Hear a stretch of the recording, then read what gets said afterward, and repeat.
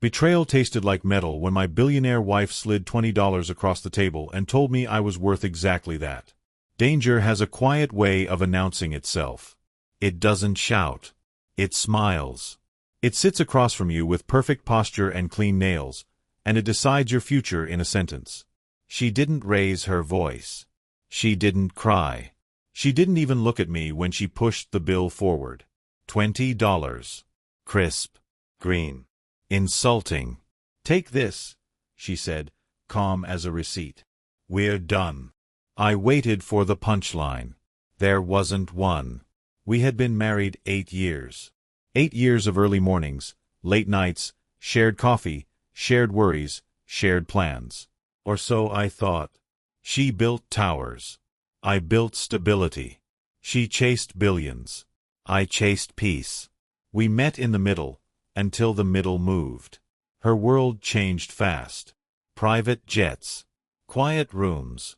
People who smiled without their eyes. My world stayed human. Neighbors. A steady job. Old shoes. Sunday dinners. She said I was holding her back. I didn't argue. I didn't beg. I didn't perform.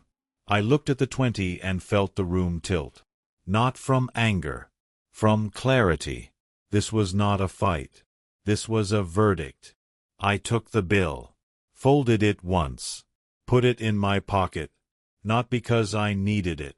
Because I wanted her to see that I understood the message. Then I stood up and left. The door closed behind me with the softest click. That's how big things end. Quiet. Outside, the air felt different. Lighter. Colder. Honest. I walked to my car. Saturday. Breathed. And then my phone vibrated. Unknown number. I didn't answer. Not yet. We met in a small coffee shop that smelled like burned beans and hope. She wore simple clothes. No makeup. Big ideas. I wore a cheap watch and a careful smile. We talked about books. About work. About the kind of life that doesn't need applause. Back then, she was ambitious, not arrogant. Driven, not distant. I helped her move into her first real office. I fixed her printer. I stayed up while she prepared pitches. I listened when investors said no. I held her when deals fell apart. When the first big check came, we celebrated with burgers. When the first big client signed, we celebrated with pizza. When the first million arrived, she bought a dress and I bought a better mattress. We were a team. Or so I believed. As the numbers grew, the silences grew with them. Dinners got shorter. Phone calls got longer. The house got bigger. The distance got wider. She stopped asking how my day was. I started answering anyway. Old habits die slow. Her friends changed. Their laughter had edges. Their compliments had hooks. I didn't belong in their pictures. At parties, she'd introduce me by my first name only. No story. No role. No context. I became furniture. Useful. Quiet. Easy to ignore. Still, I stayed. Because loyalty is heavy. And I carry heavy things well. The night she told me we were in different lanes, I nodded. The night she told me she needed space, I nodded. The night she told me we needed to redefine, I nodded. Nods are easier than questions. Then came the envelope. Inside, papers. Polite language. Sharp intentions. And the 20. She said it was symbolic. Closure. A clean break. I said nothing. She watched me, waiting for a reaction. I gave her peace. People like her mistake silence for weakness. They learn later. The unknown number rang again. I answered. A man with a steady voice said my name. Correctly. Carefully. He said he was from the bank. He said there was a problem. Banks don't call with problems. They call with paperwork. He asked if I was in a safe place to talk. I looked at my car. My hands. The street. Yes, I said. He paused.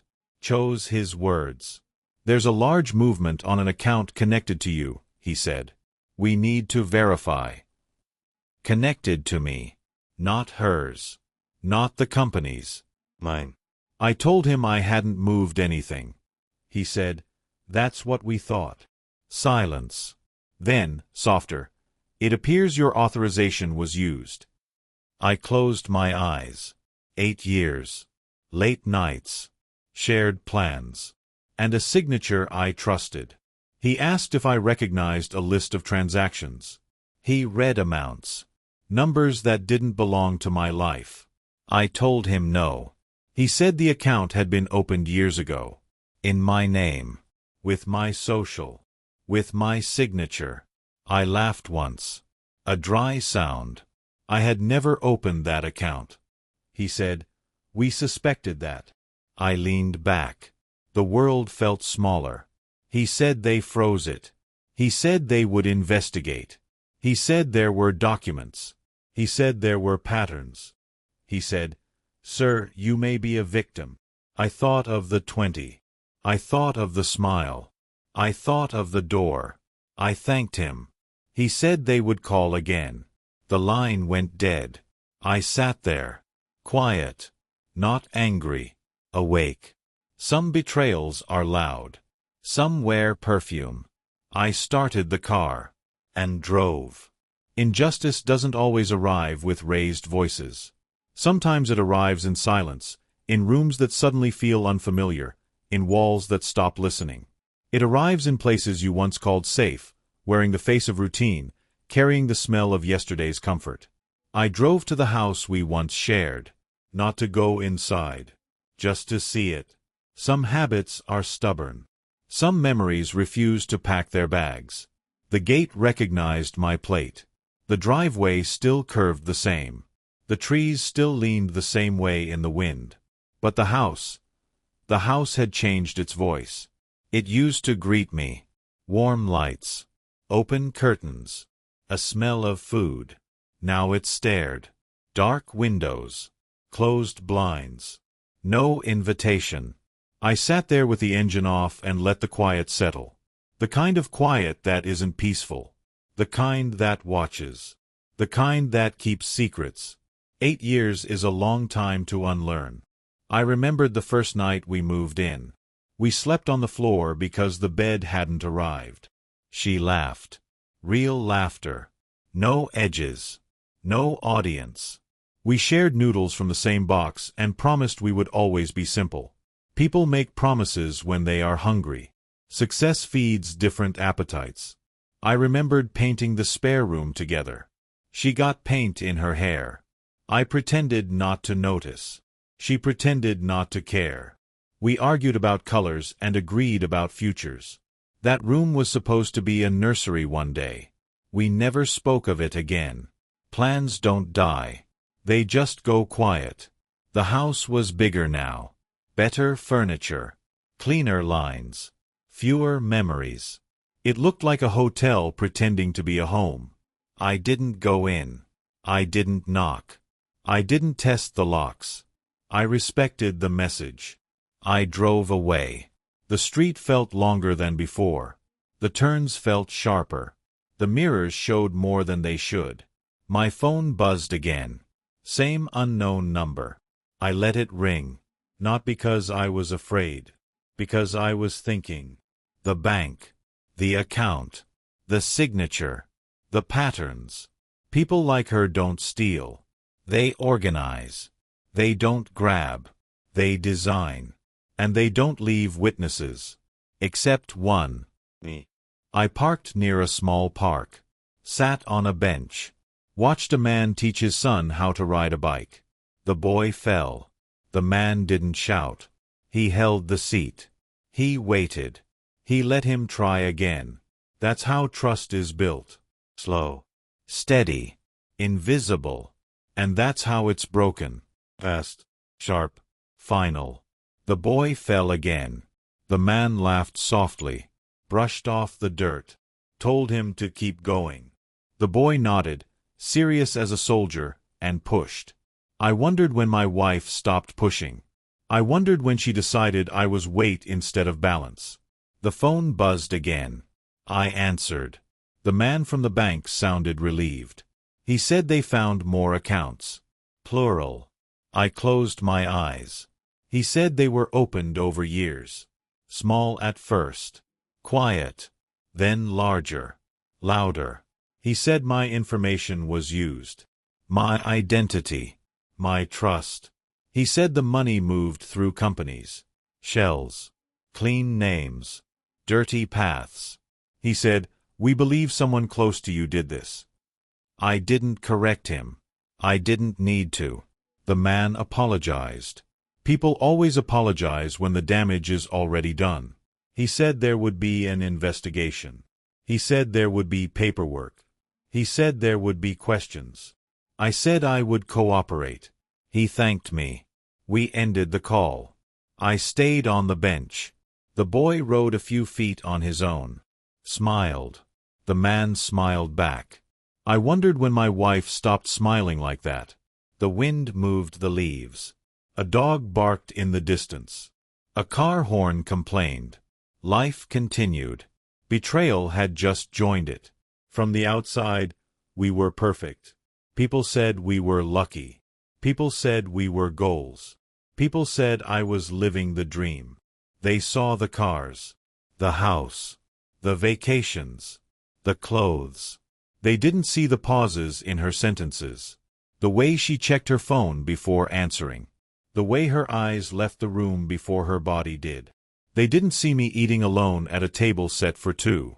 They didn't see the nights I waited for keys in the door that never came. They didn't see the way she stopped asking for my opinion. Success has a smell, and it attracts different company. She started going to events without me. Business, she said. Networking, she said. You wouldn't enjoy it, she said. She was right. I wouldn't. Because I don't enjoy being invisible. The first time I felt it, we were at a dinner with investors. She introduced everyone. Names. Titles. Achievements.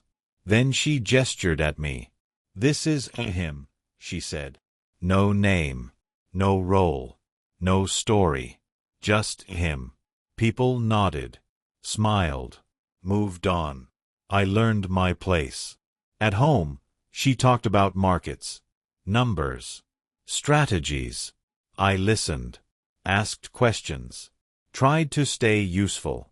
She answered quickly. Briefly. Like I was a meeting she needed to end. We stopped fighting. That should have worried me. Because fighting means you still care. Silence means you've already decided. She began to travel more. Private flights. Closed meetings. Secure rooms. I stayed. Fed the dog. Paid the bills. Fixed the sink. I became support. Not partner. Support is quiet. Replaceable. Easy to remove. When she came home, she was tired. I was patient. I always have been. Patience is my talent. And her weakness. Because patient men notice. We notice patterns. We notice timing. We notice what doesn't belong. I noticed the new phone. The one she never left unattended. I noticed the locked drawer. I noticed the late-night emails. I noticed the way she positioned documents away from me. I noticed the way her tone changed when I entered a room. I noticed the way conversations ended when I arrived. I noticed. But I didn't accuse. Because I trusted. Trust is expensive. I paid in full. We used to talk in bed. About nothing. About everything. About how the world works. About how people fail. About how we wouldn't. Then the bed became a place to sleep, not speak. Then it became a place to pass, not stay. Then it became a place she left before I woke. I didn't complain. I adjusted. Because love teaches you flexibility. And manipulation teaches you silence. The bank sent an email. Secure. Heavy language. Serious tone. Attachments. I opened them. Statements. Forms. Copies. My name. My address. My social. My signature. Not my hand. You know your own handwriting. Like you know your own voice. Like you know your own face. This was close. Too close. But wrong. The curves were careful. The pressure even. The style, practiced. Someone had studied me. Someone had watched me sign. Someone had learned my hand. My wife was a detail person. She didn't miss. I scrolled. More pages. More accounts. More movement. Years. She didn't rush. She planted. She didn't steal from me. She used me. That's different. The amounts grew over time. As her company grew. As her confidence grew. Small at first. Test runs. Then bolder. Then aggressive. Then complete. By the end, the numbers were not human. They were statements. I closed the laptop. Stood. Walked to the window. Watched the street. A woman walked her dog. A man carried groceries. A couple argued quietly. Normal life. Honest life. I had been living next to wealth. But married to strategy. My phone buzzed. A message.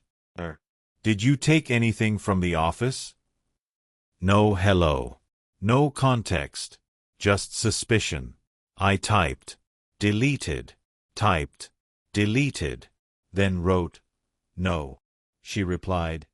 Good. Nothing else. I stared at the screen. 8 years. And this is what remains. I didn't confront her. Not yet. Because confrontation is loud. And I work in quiet. The bank asked for a meeting. I agreed. I dressed simply. Clean shirt. Calm face. No story. The man met me in a glass room. Neutral colors. No distractions. He laid out timelines. Flows. Connections. He didn't accuse. He explained. That was worse. He said they needed my cooperation. He said there could be legal action. He said there could be consequences. I nodded. He asked if I had any idea who could have access. I looked at the table. Then at him. I said, my wife. He wrote it down. Just like that. A marriage reduced to ink. He asked if I was safe. I said yes. I wasn't sure. He thanked me again. People always thank you when you give them the truth. They never warn you about the cost. I left the bank. Sat in my car. Didn't cry. Didn't shout. Didn't call. I smiled. Not because it was funny. Because it was clear. She thought she had ended me. She had only introduced me. Injustice doesn't knock. It walks in like it owns the place and waits for you to realize you no longer do. The invitation came late. A corporate dinner. Formal. Mandatory, according to the message. Optional, according to the tone. Her name was at the top. Mine was in small letters below. I stared at it longer than necessary. Not because I was excited. Because I was curious. Curious is what you become when you're no longer surprised. The venue was a hotel downtown. Tall glass. Quiet power. The kind of place that makes decisions without asking permission. I arrived early. Old habit. I like to see rooms before they see me. The lobby smelled like money and polish. The staff moved like shadows. Efficient. Silent. Trained. I gave my name. They checked. Paused. Checked again. Then smiled. Right this way. The room was already half full. Dark suits. Light laughter. Glasses clinking with confidence. She stood near the center. Controlled. Perfect posture. The kind of presence that bends attention. I watched her for a moment before approaching. She didn't look. I took a seat near the edge. Not hiding. Not pushing. Waiting. People came. They hugged. They joked. They praised. They praised her. They praised the company. They praised the growth. They praised the vision. No one praised me. No one asked. No one noticed. I was a shadow with a chair. A man beside me leaned over, whispered, "Do you work with her?" I smiled. Yes. He nodded, satisfied, turned away. That was my role. A yes. Not a story. Not a name. Not a person. Dinner was served. Plates arrived. Conversations flowed. She stood to speak. Applause. Real. Loud. Earned. She talked about resilience. About strategy. About vision. She talked about building something from nothing. I held my fork. She talked about sacrifice. I swallowed. She talked about trust. I smiled. People nodded, clapped, admired. I was invisible in a room full of light. At one point, she gestured toward the back. Toward me. "This is someone who has been around since the beginning," she said. No name. No detail. No credit. Just around. Laughter. Polite. If. I lowered my eyes. Not in shame. In memory. Because I remembered the nights. The drafts. The rejections. The fear. I remembered the hands shaking before the first pitch. I remembered the relief after the first yes. I remembered the woman she was. And the woman she had become. They were not the same. After the speech, people swarmed her. I stood. Waited. She didn't look. I walked out. No scene. No goodbye. Just absence. That's how you remove yourself from a story you no longer belong to. Pressure doesn't always scream. Sometimes it whispers until you move. The first call came from my landlord. He sounded nervous. He said there had been a complaint. Noise. I laughed. I don't make noise. He hesitated. Said the complaint came from a concerned party. I asked who. He said he couldn't say. I didn't need him to. The second call came from work. They wanted to review my position. Restructure. Budget. Alignment. Corporate words are knives with soft handles. I went in. Listened. Nodded. They said my role might be redundant. I smiled. Everything becomes redundant when someone powerful decides it. The third call came from a mutual friend, or what used to be one. He said things were complicated. He said people were talking. He said my name was being mentioned. Not kindly. I thanked him. He apologized. People apologize when they are choosing sides. The fourth message came from her. Short. Cold. Please don't make this difficult. I stared at it. Then put the phone down. Because difficulty is a choice. And I had made mine. I didn't respond. Silence is heavier than argument. Days passed. More calls. More pauses. More doors closing quietly. At the grocery store, a woman I knew looked away. At the cafe, a man I used to greet avoided my table. At the gym, the manager said my membership had expired. I checked. It hadn't. He shrugged. Power teaches people how to shrug. I walked home. Counted steps. Counted breaths. I was being erased. Not loudly. Not publicly. Carefully. Strategically. Like you erase pencil before ink. She wasn't trying to hurt me. She was trying to remove me. That's worse. Danger is most effective when it looks like kindness. She invited me to lunch. Just us. Neutral place. Public. Safe. I went. Because avoidance is fear. And I am not afraid. She arrived on time. Perfect as ever. Calm smile. Controlled eyes. We sat. She ordered for herself. Didn't ask me. Small things matter. She talked about the weather. About traffic. About schedules. Not about us. Not about the bank.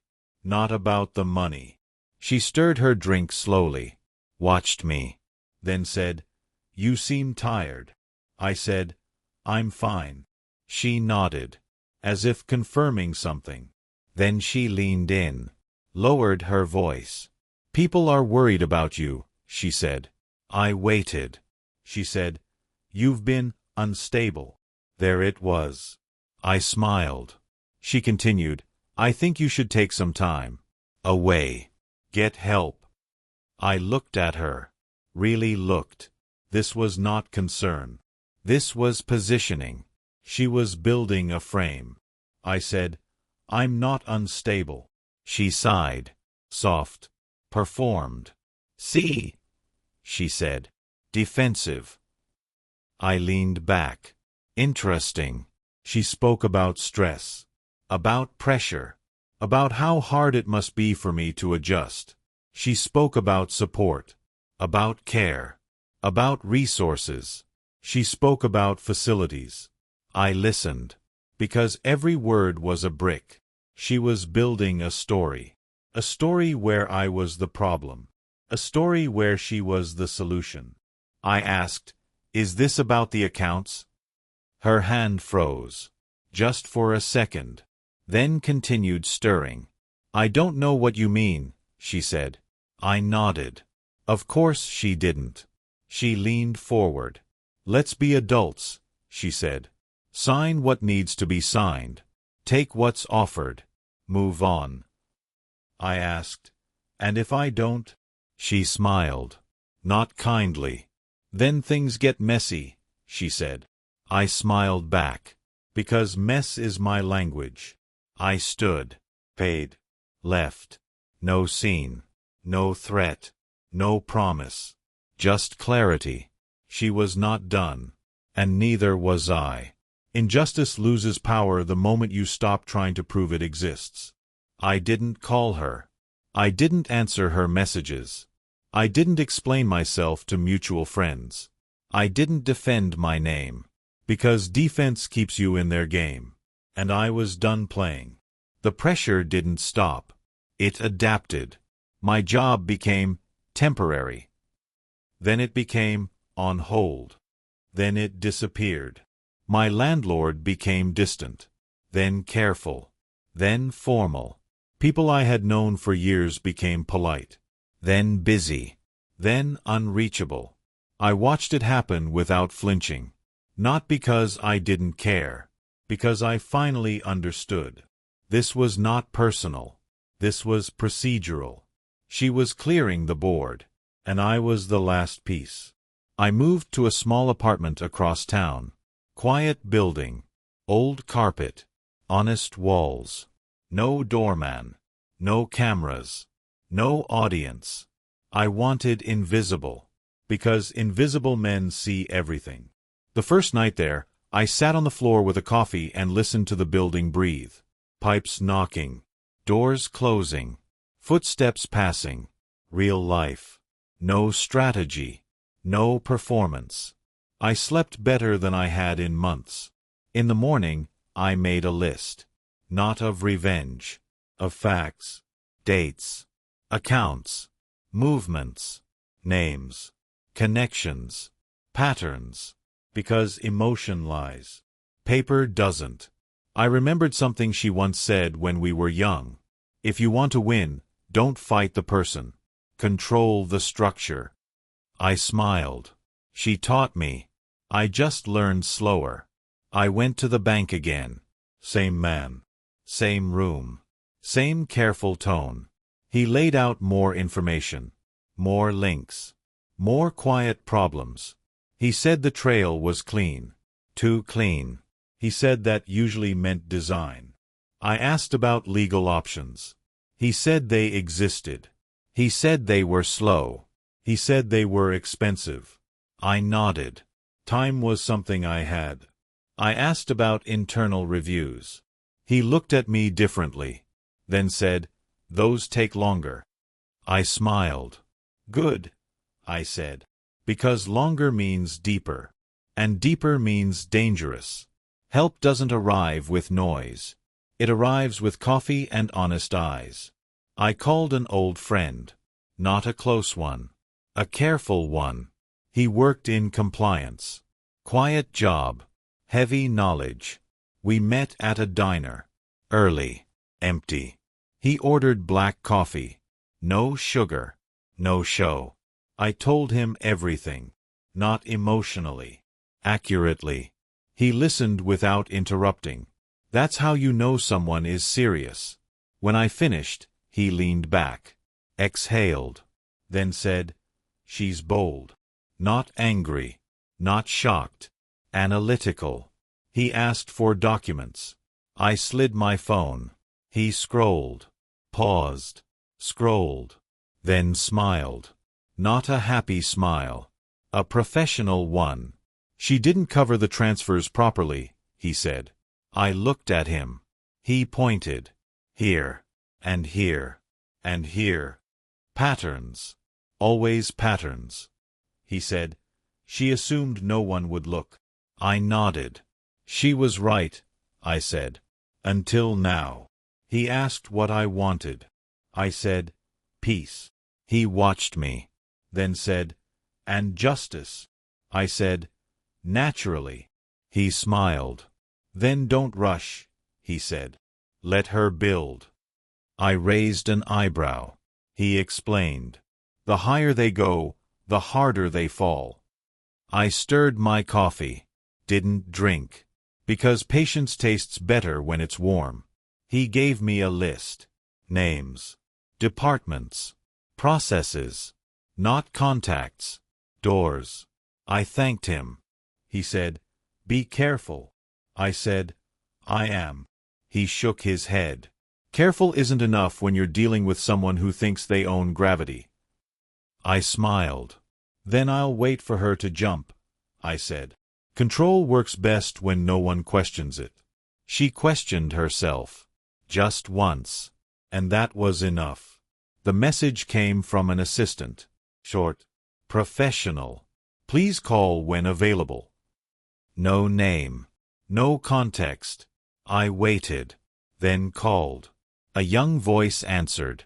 Nervous. Polite. She stumbled over her words. Apologized twice. Then said, "There's been a request for additional documentation." I asked, "From where?" She hesitated. Then said, "Internal." I smiled. The structure had noticed. She explained there were questions about authorization, about signatures, about timing. I listened. Didn't interrupt. Then said, "I'm happy to help." She sounded relieved. People relax when you don't resist. Because resistance signals guilt. Cooperation signals confidence. I sent what I had. Not everything. Just enough. A week passed. Then another. Then the call. Different number. Older voice. Slower pace. He said he was from audit. I closed my eyes. Audit is the word that ends careers. He asked about my relationship with her. I answered honestly. Without drama. Without accusation. Facts only. He asked if I believed my identity had been misused. I said, yes. He asked if I had consented. I said, no. Silence. Then he said, "Thank you." That was it. No reassurance. No warning. Just movement. I sat in my apartment, listened to the pipes, drank cheap coffee, and waited. Because when powerful people start asking questions, they don't stop. She messaged that night. First time in weeks. "Are you talking to people?" I replied, "Who?" She didn't answer. That was new. The next day, a friend called. Nervous. He said, "Something's going on." I asked what. He said, "She's tense."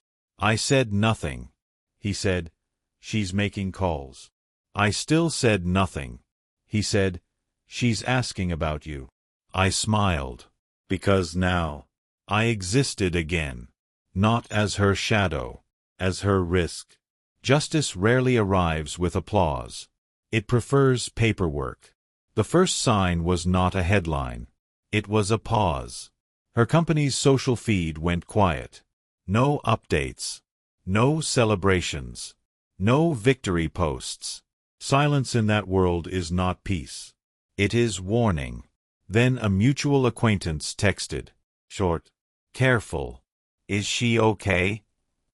I didn't reply. Because questions like that are not questions. They are signals. A day later, a supplier called me by mistake. He apologized. Said he thought I still handled certain things. I told him I didn't. He hesitated. Then said, "There's confusion." Confusion is the beginning of collapse. The audit had teeth. Not visible, but strong. Banks don't accuse. They restrict. They don't attack. They limit. Her accounts began to move slower. Transfers delayed. Approvals questioned. The machine was learning her shape. And it didn't like what it saw. I received a call from the compliance friend. He didn't say much. Just, "They found more." I asked, "How much?" He paused. Then said, "Enough." Enough is a heavy word. It carries weight. It means thresholds were crossed. It means tolerance ended. It means the door closed. I walked that afternoon. Long, slow.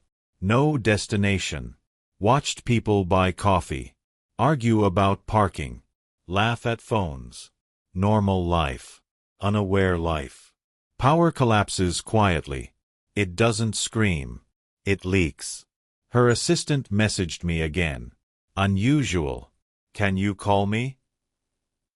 I waited. Then called. Her voice shook. She apologized 3 times. Then said, "Things are tense." I said, "How?" She hesitated. Then whispered, "There are people here. From legal. From finance. From somewhere else. Somewhere else." I thanked her. She asked if I knew anything. I said, "No." That was true. I didn't know. I understood. There is a difference. Control fails in layers. First, the image. Then the access. Then the truth. Her name stopped appearing in certain rooms. Invitations dried up. Seats were reassigned. Titles became temporary. Power doesn't leave. It relocates. A journalist called me. That surprised me. He said he was working on a piece about financial governance. He said my name appeared in documents. He asked if I would comment. I said no. Not because I was afraid. Because silence is cleaner than quotes. He thanked me. Hung up. A week later, a small article appeared. Buried. Technical. Hard to read. No drama. Just details. Compliance reviews. Internal investigations. No names. Her lawyer called. That was expected. He was polite. Controlled. Careful. He asked about the accounts. I told him the truth. He asked about authorization. I told him the truth. He asked about intent. I told him I couldn't speak for hers. He sighed. People sigh when they see the wall. He said, "This could get complicated." I said, "It already is." He didn't disagree. The next day, my landlord called. Different tone. Friendly. Warm. Asked if everything was okay. I said yes. He said, "Let me know if you need anything." Power teaches people manners. The grocery store woman smiled at me again. The cafe man waved. The gym manager found my membership. Erasure reversed. Quietly. Strategically. I didn't celebrate. Because this wasn't victory. It was balance. The call came at night. Late. Her number. I let it ring. Once. Twice. Then answered. She didn't speak at first. I could hear breathing. Not calm. Not controlled. Real. Then she said my name. Soft. Unfamiliar. I said nothing. She tried again. I need to talk. I waited. She said, things are happening. I waited. She said, people are asking questions. I waited. She said, this is getting out of hand. I waited. Silence is a mirror. Eventually, she spoke. I never meant to hurt you. I closed my eyes. That sentence is a lie people tell themselves. I said, you meant to use me. She didn't deny it. She said, I thought you wouldn't notice. I smiled. Of course she did. She said, can we fix this? I asked, fix what? She said, us. I laughed. Not loudly. Not cruelly. Honestly. There is no us, I said. Her voice broke. Not into tears. Into anger. You're enjoying this, she said. I replied, no. She said, then help me. I paused. Then said, I am. She was silent. I continued, by telling the truth. By not interfering. By letting the process work. She said, you're ruining me. I said, you built this. She hung up. I put the phone down. Sat in the dark. Listened to the building. And felt something unexpected. Not joy. Not anger. Relief. Because justice doesn't need revenge. It needs time. Betrayal doesn't end with apologies. It ends with consequences. The first real sign was not public. It was private. Her office went dark. Not closed. Not empty. Just dark. The lights were off at noon. The reception desk was unmanned. The glass doors were locked. I drove past without slowing. Some endings don't need witnesses. A week later, a former employee called me. We had met once. Briefly. Years ago. She sounded tired. Not angry. Resigned. She said, they let us go. I asked, all of you? She said, most. I was quiet. She said, they said restructuring. Restructuring is the word people use when truth is too sharp. She asked if I knew anything. I said, I'm sorry. She said, me too. And we ended the call. Power doesn't fall. It dissolves. It leaves behind people who thought it was permanent. I saw her once. Across a parking lot. No makeup. No entourage. No posture. Just a woman waiting in a car with the engine off. She looked smaller. Not physically. In certainty. She didn't see me. I didn't approach. Some conversations are already over. The papers came in the mail. Official. Cold. They detailed proceedings. Reviews. Actions. No drama. No adjectives. Just facts. Facts are the most brutal storytellers. Her name appeared. So did mine. But differently. She was referenced. I was protected. That's the difference between control and truth. One hides. The other stands. Freedom doesn't feel like happiness at first. It feels like quiet. The calls stopped. The messages ended. The tension left the room. I woke up without checking my phone. I drank coffee without rehearsing conversations. I walked without scanning faces. That is peace. Not excitement. Not celebration. Absence of fear. I went back to work. Not my old job. A new one. Smaller. Honest. No titles. No politics. Just work. I sat at a desk with a window that opened. Real air. Real noise. Real people. No one knew my story. I liked that. I rented a better apartment. Still simple. Still quiet. I bought a plant. Kept it alive. That felt like progress. I ran into her lawyer once. At a coffee shop. He nodded. Nothing more. I nodded back. Two men who had finished their parts. That was enough. At night, I slept. Deep. Undisturbed. No dreams. No rehearsals. Just rest. People think revenge is loud. It isn't. It's relief. Justice does not need rage. It needs patience. It needs restraint. It needs you to get out of the way. I never confronted her. I never exposed her. I never threatened. I never negotiated. I simply stopped protecting her from her own choices. That was enough. One evening, my phone buzzed. Unknown number. I answered. Silence. Then her voice. Flat. Empty. I lost everything, she said. I didn't respond. She waited. Then said, Are you happy now? I thought. Then said, I'm at peace. She laughed.